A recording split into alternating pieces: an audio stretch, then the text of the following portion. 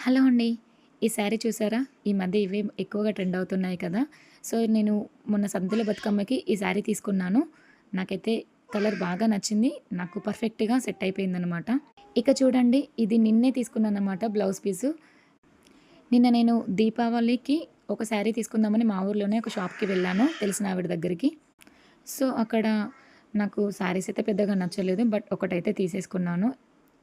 అక్కడే నాకు ఈ బ్లౌజ్ పీస్ కనిపించిందనమాట. చిన్నగా చెమ్కీ ఇచ్చారు దీనిపైన. ఈ వీడియోలో కనిపించట్లేదు.